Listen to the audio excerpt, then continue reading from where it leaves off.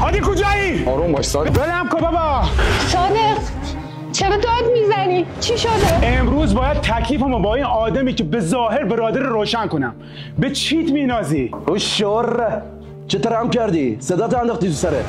عقلت خورد دادی؟ اونی که عقلش خورد داده تویی. بزرگ احترامت واجب، ولی نه تا وقتی که تو پروپای اطرافیان من میپیچی. اگه ادعات میشه سگی، قلاده تو به من جلو داره همین خونه، نه پاچه رفیقای منو بگیری. اون قلاده رو جوری میبندم دور گردنت که نفس کشیدن یادت بره.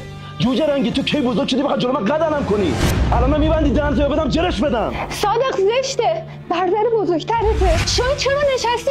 پاشو جلوشون کن الان دعواشون میشه. تا امروز هر دیدی و نادید گرفتم، به هر سازی زدی رقصیدم، ولی نه تا وقتی که رفیقمو زیر پات له کنی. اونم رفیقی که مثل داداشمه. صادق چت شده؟ اون برادرت میفهمی داری چی میگی؟ بذار بگه زن داداش، فعلا رگش به خاطر رفیقش پات کرده. آخه اسکلی که نیست بهت بگه من که برادرتم چه گلی به سرت زدم که اون به اصطلاح رفیق میخواد بزنه.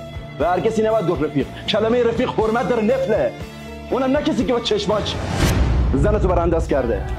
چی میگی هادی؟ چرا گفتی؟ چی زر زدی؟